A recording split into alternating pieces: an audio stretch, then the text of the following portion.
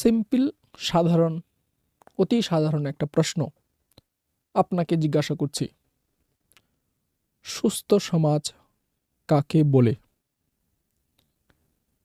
আপনি বলবেন সুস্থ সমাজ যেখানকার মানুষগুলো সবাই সুস্থ, সেখানকার মানুষ, সেই সমাজটা সুস্থ সমাজ হতে পারে। এটা আপনার আনসার, বা আপনি শব্দগুলোকে ঘুরিয়ে পেঁচিয়ে সুন্দর একটা আলংঘরিক উত্তর দিতে পারেন, হতে পারে এটা আপনার দৃষ্টিকোণ।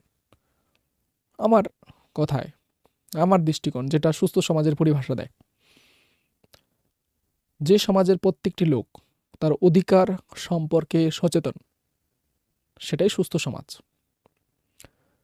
যদি সেই সমাজের প্রত্যেকটা নাগরিক এটা বুঝতে পারে যে আমার যে অধিকার আছে, একটা মানবিক যে অধিকার, সংবিধানগত যে অধিকার, সমাজগত যে অধিকার, শিক্ষাগত যে অধিকার, ধার্মিকগত যে অধিকার, আর্থিকগত যে অধিকার, সে অধিকার যদি তাকে সঠিক মাত্রায় বা সঠিকভাবে যদি দেওয়া হয়, আর সে যদি সেটা পায়, যদি তার না মনে হয় যে আমাকে এই অধিকার থেকে বঞ্চিত করা হয়েছে, তাহলেই সেই সমাজের প্রত্যেকটা লোকই সুস্থ সমাজের লোক। আর সেই সমাজটাই, সেই লোকেদের দ্বারা গঠিত সমাজটাই সুস্থ সমাজ, কারণ তারা সমাজের প্রত্যেকটা অধিকার তারা পাচ্ছে, সমাজের কোনো অধিকার থেকে তাদেরকে বঞ্চিত করা হয়নি।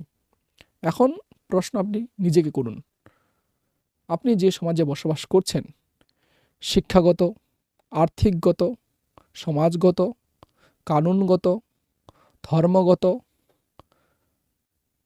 যে অধিকার আছে, সে অধিকার কি আপনি পেয়েছেন?